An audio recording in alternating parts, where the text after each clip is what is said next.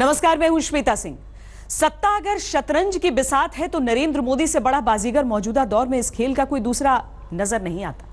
विपक्ष उनको घेरने की चाल चलता रह जाता है। मोदी कब बिना शह दिए उन्हें मात दे देते हैं, ये उन्हें हारने के बाद पता चलता है। मैं नीतीश कुमार इस निष्ठा से विज्ञान करता हूं कि मैं विधि द्वारा स्थापित भारत के संविधान के प्रति सच्ची श्रद्धा और निष्ठा रखूंगा। ये तस्वीरें महज एक राज्य में सत्ता के सिंहासन पर आरोहण की नहीं है। ये तस्वीरें किसी एक दल को शिकस्त देने की भी नहीं है। ये तस्वीरें हैं भविष्य की राजनीति का पासा पलटने की। ये तस्वीरें हैं हारी हुई बाजी को पूरी ठसक के साथ जीतने की। हार कर जीतने वाले को बाजीगर कहते हैं। क्या कोई सोच सकता था कि 20 महीने पहले जो नीतीश कुमार देश को बीजेपी आरएसएस मुक्त बनाने का संकल्प लेकर विपक्षी राजनीति का झंडा उठाए सबसे आगे चल रहे थे, वही नीतीश कुमार 20 महीने बाद बीजेपी के समर्थन से बिहार के मुख्यमंत्री पद की शपथ ले रहे हैं। और विपक्ष बिखरे हुए तिनकों के बीच सोच रहा है कि ये क्या हुआ, कैसे हुआ। सोचिए जरा। लेकिन जहां विपक्ष की सोच खत्म होती है, नरेंद्र मोदी की सोच शायद वहीं से शुरू होती है। कम से कम बिहार में हारी बाजी को जीतने की तस्वीरें तो यही कहती हैं। बिहार में नीतीश के साथ बीजेपी सरकार बनते ही नरेंद्र मोदी ने जो एक तीर चला, वो दरअसल कई निशानों पर एक साथ लगा है। विपक्ष अभी तीर की तासीर समझने में उलझा है, जबकि नरेंद्र मोदी भविष्य के रण में जीत की चाल चल चुके हैं। और वर्तमान की जमीन पर भविष्य की बुनियाद रखने वाले को ही तो बाजीगर कहते हैं। हार कर जीतने वाले को बाजीगर कहते हैं। 2014 के जनरल इलेक्शन के बाद ये सबसे महत्वपूर्ण राजनीतिक जीत है नरेंद्र मोदी के लिए। उन्होंने हार को जीत में पलट दिया। एक आदमी जो भविष्य में 2019 में हो सकता था कि ऑपोजिशन पार्टीज के विपक्ष का चेहरा हो मोदी के खिलाफ प्रधानमंत्री पद का उम्मीदवार हो सकता है, उसको ही तोड़ के उन्होंने अपनी साइड पे कर लिया। वहां बीजेपी जो तीसरे नंबर पे आई थी, उसको वो सत्ता में आ गए, तो कामयाबी बहुत हासिल हुई है नरेंद्र मोदी को। 2015 के बिहार चुनाव में नरेंद्र मोदी ने पूरा जोर लगा दिया था, लेकिन जनता ने नीतीश की जेडीयू, लालू की आरजेडी और कांग्रेस के महागठबंधन पर भरोसा किया। नाक की लड़ाई में हार नरेंद्र मोदी के हिस्से में आई। विपक्ष की उम्मीदों की धुरी नीतीश कुमार बन गए, जिनके इर्द गिर्द 2019 के आम चुनावों की रणनीति तैयार होने लगी। नीतीश से 2015 में या उसके पहले अगर हम कहें तो 5 वर्ष पूर्व 2010 में भी नीतीश से लोगों को एक ही उम्मीद थी, वो विकास। 2005 के बाद जब वो दोबारा चुने गए तो उस वक्त भी लोग ये कहते थे कि यादवों का गढ़ से वोट निकलेगा, किले से मत निकलेगा। लेकिन 2010 में ये तय हो गया था कि महिलाओं की एक बड़ा तबका वो अब विकास का पक्षधर बन चुका है। तो नीतीश एक तरह से एक अनहोना कॉम्बिनेशन को लेकर 2010 से चलने लगे थे। और 2014 लोकसभा में भी बिहार में यही बात थी कि लोकसभा में नरेंद्र मोदी को हम वोट देंगे, लेकिन 2015 में नीतीश हमारे नेता होंगे, और यही फलीभूत हुआ 2015 में भी। लेकिन बिहार में जन्मा विपक्षी उम्मीदों का महागठबंधन इससे पहले कि देश के दूसरे हिस्सों में और मजबूत होकर मोदी के सामने कोई चुनौती पेश कर पाता, वो बिहार में ही तिनकों की तरह बिखर गया। और इसके पीछे थी नरेंद्र मोदी की वो रणनीति जिसने 2015 में हारी हुई बाजी को 2017 में जीत में बदल दिया। बिहार चुनाव में सबसे अधिक सीटें लालू प्रसाद यादव की आरजेडी के हिस्से आई थीं। दूसरे नंबर पर थे नीतीश कुमार, तीसरे नंबर पर बीजेपी। ये 2014 के आम चुनावों से बिल्कुल उलट था। हारी हुई वो बाजी एक नए दौर का ऐलान कर रही थी। संकेतों में यह भी लिखा हुआ था कि मोदी की राजनीति को बिहार की जनता ने कबूल नहीं किया है। पर यह भी सच था कि जिस महागठबंधन की सरकार बनी थी, उसके जोड़ीदार एक दूसरे से बुनियादी मुद्दों पर बहुत अलग अलग थे। मसलन साफ सुथरी छवि पर अपनी राजनीति आधारित करने वाले नीतीश का लालू से मेल नहीं था, तो भ्रष्टाचार के मुद्दे पर घिरी हुई कांग्रेस भी उनकी पसंद की पार्टी कभी नहीं थी। कुछ तो नीतीश की निजी महत्वाकांक्षा और कुछ सांप्रदायिकता के मानकों का राजनीतिक दबाव। नीतीश कुमार ने बीजेपी का हाथ तब जोर से झटक दिया था जब मोदी को 2013 में पीएम कैंडिडेट बनाया गया था। आम चुनावों के लिए 2014 में किया गया प्रचार हो या फिर बिहार चुनाव के मैदान में 2015 के मंच, बीजेपी और जेडीयू आमने सामने की लड़ाई लड़ते रहे। मांझी पर जुल्म हुआ तो मैं बेचैन हो गया। मुझे लगा अरे मोदी का क्या क्लास है, उसकी तो थाली खींच ली, एक चाय वाले के बेटे की थाली खींच ले, गरीब के बेटे की थाली खींच ले, लेकिन एक महादलित की तो सारी की सारी पूंजी, सारा पुण्य खींच करके ले लिया। भाइयों बहनों, तब मुझे लगा कि शायद डीएनए में ही कोई गड़बड़ है। पर एक बार चुनावी शोर शांत हुआ तो धीरे धीरे सारी स्थिति सामान्य होने लगी और गुम होते गुबार के बीच नीतीश कुमार अपने नए साथियों के बीच असहज होने लगे। मोदी की बाजीगरी इस बात में है कि उस असहजता को उन्होंने भांपा और एक वफादार विकल्प के तौर पर धीरे धीरे करीबी बढ़ाने लगे। नीतीश को भी मोदी की नीतियां पसंद आने लगी। पहले सर्जिकल स्ट्राइक, फिर नोटबंदी और बाद में जीएसटी। नीतीश ने सार्वजनिक रूप से मोदी की तारीफ की। ये जो 500,000 रुपए का नोट बंद किया गया, मैं तो हिमायती हूं। इससे जो 2 नंबर का नोट है, जाली नोट है, वह अपने आप समाप्त होगा और 2 नंबरी कारोबार करके जो काला धन पैदा किए हैं, उनका काला धन बर्बाद होगा। इसलिए हम इसके हिमायती हैं। 350वें प्रकाश पर्व के अवसर पर पटना में हुई एक रैली में नीतीश कुमार ने प्रधानमंत्री नरेंद्र मोदी को आमंत्रित कर दिया। ये वही नीतीश थे जिन्होंने कभी नरेंद्र मोदी के साथ भोज करने तक से मना कर दिया था। विपक्ष जिस मुद्दे पर मोदी सरकार को लगातार घेर रहा था, उसी मुद्दे पर नीतीश कुमार सरकार के साथ समर्थन में खड़े थे।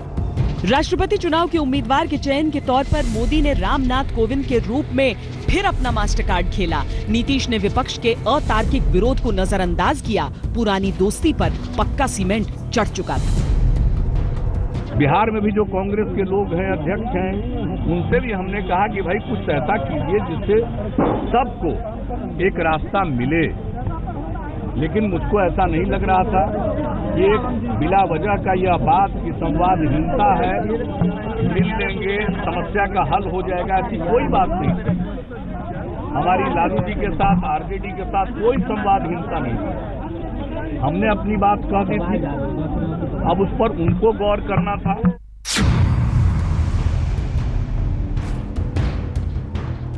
भ्रष्टाचार के मुद्दे पर जैसे ही नीतीश कुमार ने मुख्यमंत्री पद से इस्तीफा दिया, नरेंद्र मोदी ने ट्वीट के जरिए उन्हें बधाई दी, जिसका जवाब नीतीश ने भी शुक्रिया कहकर दिया। जो बाजी 2015 में नरेंद्र मोदी हारे थे, वो बाजी 2017 में उन्होंने जीत कर बता दिया कि राजनीति का बड़ा खिलाड़ी उन्हें क्यों कहा जाता है। सिर्फ 12 घंटों के अंदर विपक्षी ताना बाना उजाड़कर बीजेपी ने बिहार सरकार में भी एंट्री मार दी। और हम लोगों को खुशी है कि राज्य के मुख्यमंत्री ने भ्रष्टाचार के मुद्दे पर कोई समझौता नहीं किया, राजद के सामने घुटना नहीं टेका, कांग्रेस ने कोई हस्तक्षेप नहीं किया, करने से इनकार कर दिया और उन्होंने इस्तीफा दिया है। तो एक बड़े मुद्दे को लेकर, एक करप्शन के मुद्दे को लेकर उन्होंने अपना इस्तीफा दिया है। हम इसका स्वागत करते हैं। लेकिन इसमें भी बेहद दिलचस्प था वो घटनाक्रम जिसमें तेजस्वी सबसे बड़ी पार्टी होने का संवैधानिक दावा ठोकते रहे। मुश्किल ये थी कि वो टीवी कैमरे पर बोलते रहे। तब तक आधी रात को नीतीश कुमार और सुशील मोदी विधायकों की सूची लेकर राजभवन पहुंच चुके थे। लोगों को पता है कि बिहार में सिंगल लार्जेस्ट पार्टी आरजेडी है। संविधान के हिसाब से जो परंपरा रही है कि जो सिंगल लार्जेस्ट पार्टी रहता है, उनको गवर्नर जो है स्ट्रेंथ के हिसाब से बुलाने का काम करते हैं, खुद ही न्योता देने का काम करते हैं। होना ये चाहिए था कि स्ट्रेंथ देख करके आरजेडी को बुलाना चाहिए था, जो कि नहीं हुआ। परिस्थितियों की मांग को देखते हुए शपथ ग्रहण के लिए पहले 27 जुलाई शाम 5 बजे का समय तय था, उसे सुबह 10 बजे कर दिया गया। न मुहूर्त में समय गंवाया गया, न शोर शराबे में। एक सादे समारोह के साथ तख्ता पलट की कवायद पूरी हुई। हार कर जीतने वाले को बाजीगर कहते हैं। सोशल मीडिया पर राजनीतिक बदलाव के एक से बढ़कर एक चुटकुले चलने लगे। किसी ने लिखा, अरविंद केजरीवाल सही कहते हैं, बटन कोई भी दबाओ वोट बीजेपी को ही मिलता है। ये भले ही मजाक हो, जमीन पर तो सच नजर आने लगा है।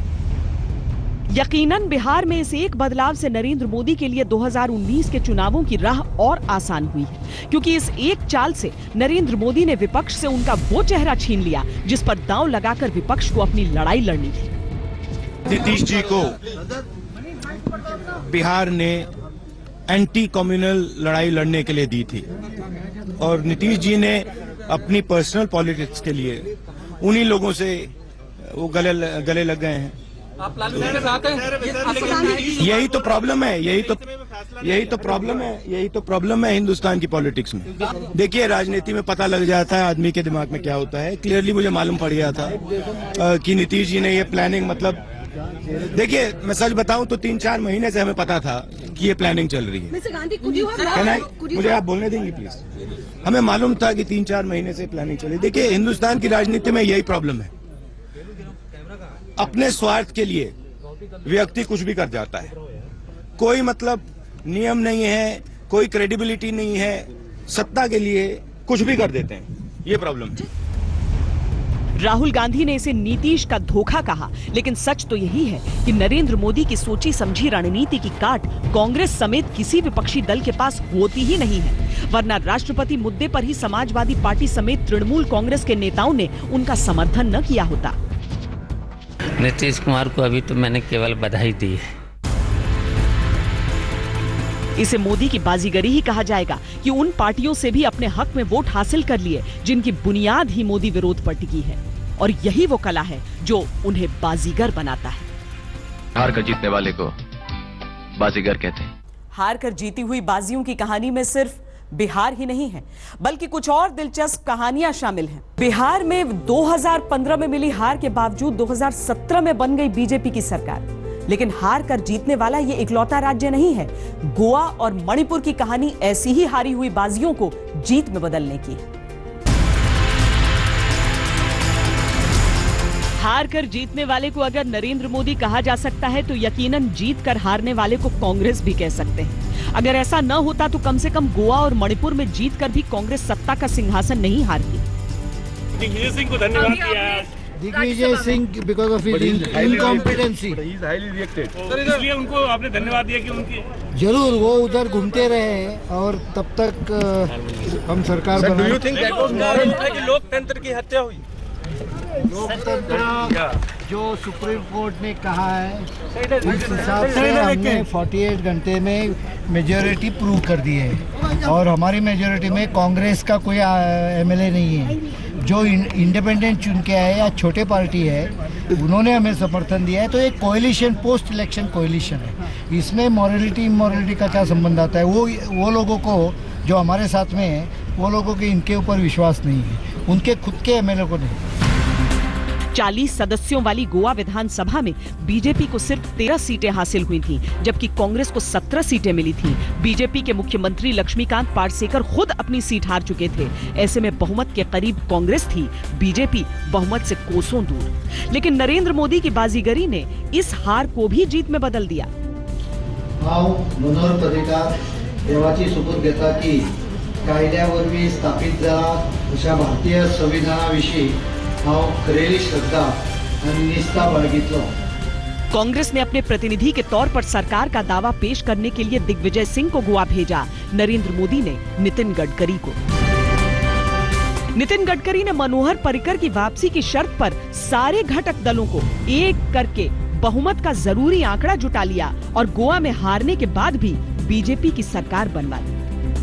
शुरू से जो पार्टियों ने किया है उनके comfort level Bharatiya Janata party के साथ ज्यादा, कांग्रेस की तुलना में ज्यादा थी, और उनको विश्वास था कि स्टेबल सरकार और विकास करने वाली सरकार हम ही दे सकते हैं। इसलिए उन्होंने गोवा के इंटरेस्ट में मैंडेट मिला होता तो उन्होंने जाकर गवर्नर के पास अपनी मेजोरिटी स्थापित करनी चाहिए थी।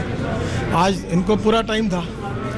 जो पार्टी अपने नेता का चयन नहीं कर सकती 17 लोगों में, उनका यह कहना कि हमको मैंडेट मिला, ये उचित नहीं है। जबकि कांग्रेस नेता दिग्विजय सिंह बड़ी पार्टी होने के नाते सरकार बनाने के लिए राजभवन से निमंत्रण का इंतजार ही करते रह गए। कांग्रेस ने सुप्रीम कोर्ट में इसके खिलाफ याचिका दायर की तो वहां भी उसे मात खानी पड़ी। कुल मिलाकर हुआ वही, नरेंद्र मोदी हार कर भी जीत के बाजीगर बन गए।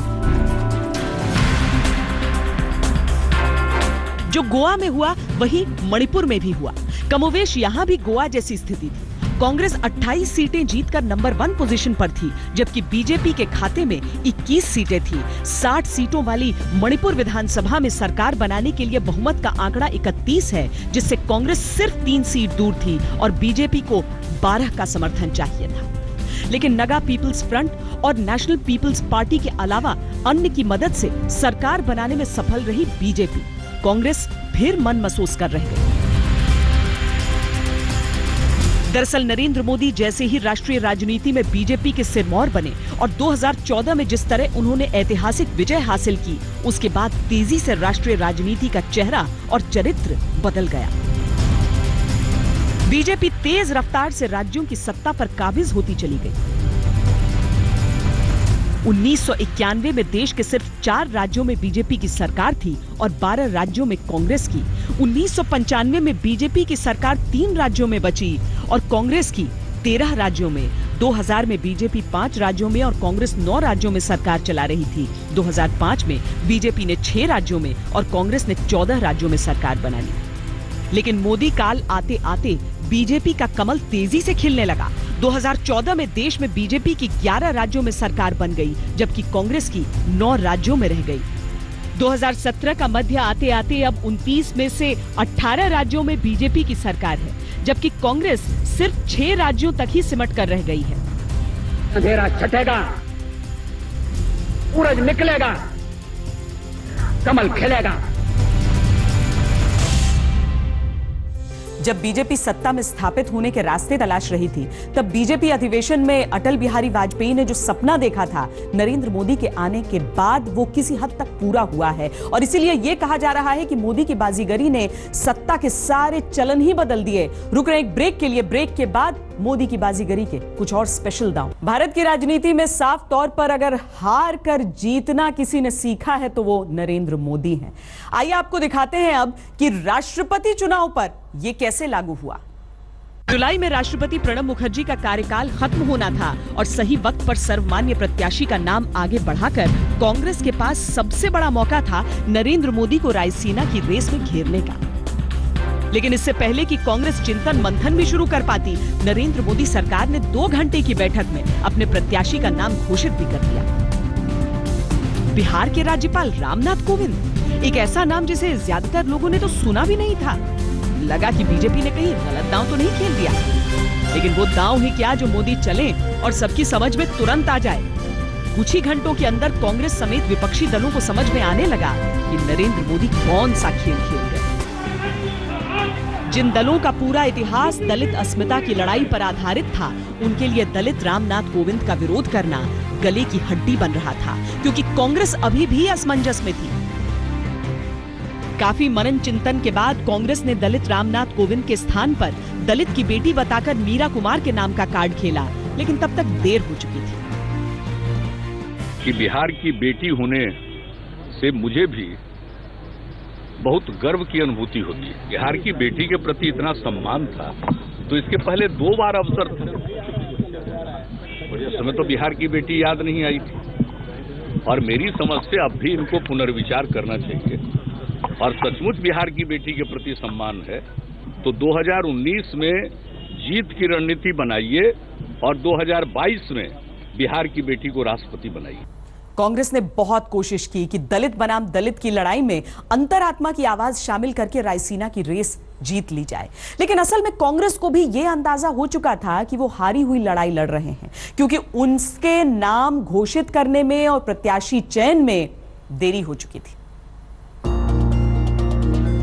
कांग्रेस पूरा जोर लगा रही थी कि अगर उनकी प्रत्याशी मीरा कुमार जीते नहीं तो कम से कम हार सम्मानजनक हो, लेकिन नरेंद्र मोदी रायसीना की रेस से कहीं आगे की सोच रहे थे। उनकी नजर बिखर रही विपक्षी एकता पर लगी हुई थी, क्योंकि वो अपनी अगली बाजी की बिसात बिछा चुके थे।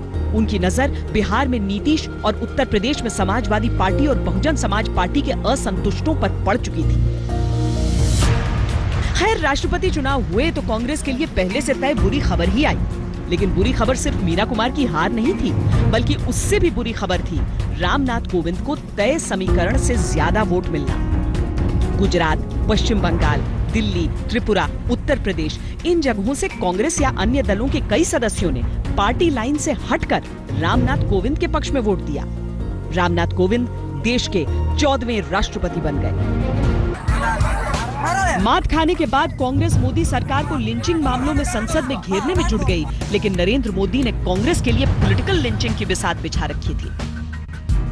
गुजरात निकाय चुनावों में बेहतर प्रदर्शन से उत्साहित कांग्रेस के लिए वाघेला का इस तरह पार्टी छोड़ना अप्रत्याशित था। गुजरात में इसी साल विधानसभा चुनाव होने हैं और उनकी पार्टी के मजबूत स्तंभ वाघेला का यूं साथ छोड़ना कांग्रेस के लिए सदमे जैसा था। लेकिन कांग्रेस वाघेला के जाने पर सही से प्रतिक्रिया दे पाती या नुकसान की भरपाई के बारे में सोच भी पाती, गुजरात कांग्रेस के विधायकों ने पार्टी छोड़ना शुरू कर दिया। 2 दिनों के अंदर कांग्रेस के 6 विधायकों ने पार्टी छोड़ दी और भारतीय जनता पार्टी में शामिल हो गए। खबर यह है कि कम से कम 15 विधायक और तैयार हैं पार्टी छोड़ने के लिए। लेकिन एक बार फिर कांग्रेस के लिए विधायकों का पार्टी छोड़ना ही सबसे बुरी खबर नहीं है, बल्कि उससे भी बुरी खबर है वो संभावना जिसके चलते राज्यसभा चुनावों में सोनिया गांधी के सबसे करीबी और कांग्रेस के रणनीतिकार अहमद पटेल के हारने की आशंका है। अगर माननीय प्रधानमंत्री जी की स्टेट में ही, होम स्टेट में ही रूलिंग पार्टी ही खुद चोरी करे और अपोजिशन के एमएलएज को भगा ले, तो इससे बड़ा मेरे ख्याल में अफसोस की बात लोकतंत्र के लिए और हमारे देश के लिए नहीं हो सकती। कांग्रेस ने अगर राष्ट्रपति चुनाव के दौरान हुई गुजरात में क्रॉस वोटिंग का ही सही तरीके से अध्ययन कर लिया होता तो शायद वो इस डैमेज को रोकने की रणनीति बना भी पाती। लेकिन मोदी मौका दे तब तो कांग्रेस डाल डाल चलती है, मोदी पात पात। फिलहाल जिस कांग्रेस को अपनी ऊर्जा गुजरात चुनावों की तैयारी में लगानी चाहिए थी, वो ऊर्जा कांग्रेस मौजूदा विधायकों को पार्टी में रोके रखने में लगा रही है। विधायकों को एयरलिफ्ट करके मोदी की नजरों से छुपाया जा रहा है। यही तो है मोदी की बाजीगरी, जो सामने वाले की सोच से 10 कदम आगे चलती है। राष्ट्रपति चुनाव के साइड इफेक्ट से सिर्फ कांग्रेस ही पीड़ित नहीं है, उत्तर प्रदेश में समाजवादी पार्टी और बहुजन समाज पार्टी भी है। ताजा अपडेट के अनुसार बीएसपी के 1 एमएलसी के साथ समाजवादी पार्टी के 2 एमएलसी पार्टी छोड़ चुके हैं। ऐसा कहा जा रहा है कि अभी समाजवादी पार्टी और बीएसपी के कई और नेता पार्टी छोड़ बीजेपी में आने के लिए तैयार हैं। मोदी मुस्कुरा रहे हैं, बौखलाहट विपक्षी खेमे में है।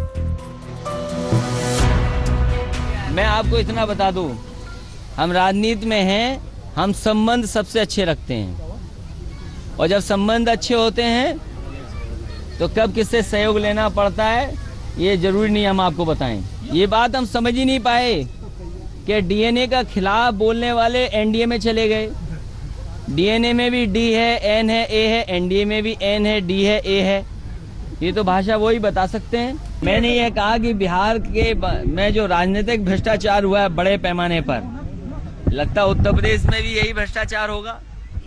हम तो कहते हैं जनता देख रही है और जिन साथियों को जाना है वो चले जाएं, जो जाने वाला है उसको कोई नहीं रोक सकता है। यहाँ भी वही बात कही जा सकती है कि अगर राष्ट्रपति चुनाव के दौरान समाजवादी पार्टी ने क्रॉस वोटिंग की समीक्षा कर ली होती तो शायद वो भी कोई रणनीति नरेंद्र मोदी के बरक्स तैयार कर पाती। लेकिन अगर मोदी की इन बाजियों की समीक्षा कोई सिर्फ उत्तर प्रदेश, बिहार और गुजरात तक ही सीमित रखे तो ये उसकी भूल होगी, क्योंकि मोदी की अगली नजर पश्चिम बंगाल और दिल्ली पर है। राष्ट्रपति चुनावों में दिल्ली और पश्चिम बंगाल से आम आदमी पार्टी और तृणमूल कांग्रेस के कुछ विधायकों ने कोविंद के पक्ष में क्रॉस वोटिंग की थी।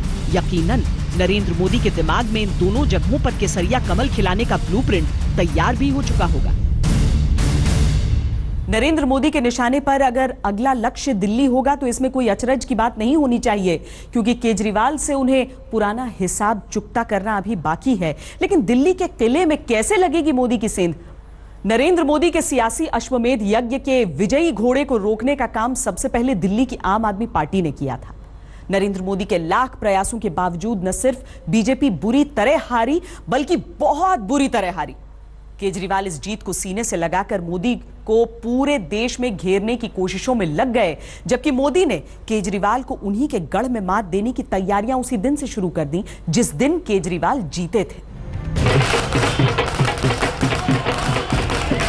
एमसीडी चुनावों में बीजेपी ने जीत की हैट्रिक लगाई तो दिल्ली की सियासत के सिरमौरों के पैरों तले की जमीन खिसक गई, क्योंकि 10 साल से एमसीडी पर काबिज बीजेपी से न सिर्फ दिल्ली के लोग असंतुष्ट थे, बल्कि खुद बीजेपी के अंदर उसके कामकाज को लेकर भारी नाराजगी थी। ऐसे में अनुमान लगाया जा रहा था कि बीजेपी के लिए जीत तो दूर की कौड़ी है, अगर वो अपना थोड़ा भी सम्मान बचा पाए तो बड़ी बात होगी। उत्तराखंड, उत्तर प्रदेश, गोवा, मणिपुर के बाद दिल्ली नगर निगम के परिणामों ने भारतीय जनता पार्टी के विजय रथ को, श्री मोदी के विजय रथ को और आगे बढ़ाया।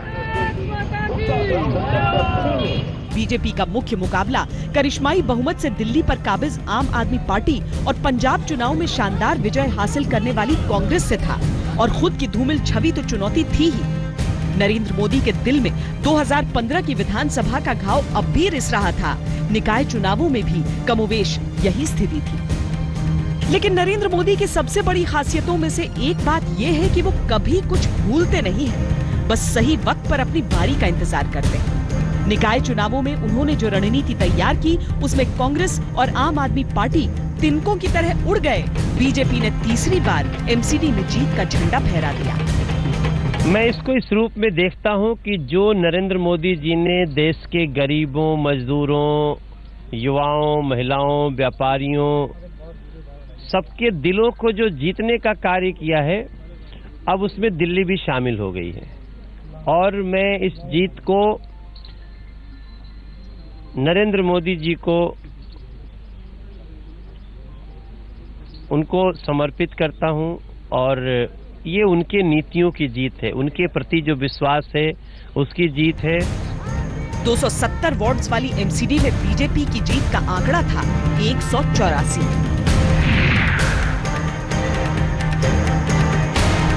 टिकट बंटवारे की व्यवस्था से नाराज होकर जहां कांग्रेस और आम आदमी पार्टी में उठापटक थी, वहीं नरेंद्र मोदी की रणनीति के तहत बीजेपी ने सभी मौजूदा पार्षदों का टिकट काटकर नए चेहरों को तरजीह दी।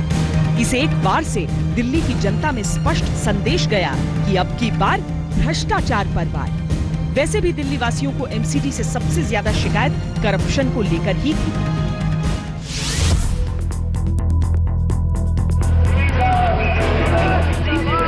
आम आदमी पार्टी और कांग्रेस स्थानीय मुद्दों का सहारा लेकर बीजेपी के खिलाफ नकारात्मक प्रचार करते रहे, जबकि बीजेपी नोटबंदी और सर्जिकल स्ट्राइक जैसे राष्ट्रीय मुद्दों को आम जनता से जोड़ने में कामयाब रही। प्रधानमंत्री जी ने सेना को हुक्म दिया और हमारे जवान पाकिस्तान के घर में घुसकर सर्जिकल स्ट्राइक कर बदला लेकर वापिस आ गए। स्थानीय मुद्दों के आगे राष्ट्रीय मुद्दों ने भावनात्मक उफान लाने का काम किया और जीत की बाजी नरेंद्र मोदी के हाथ लगी।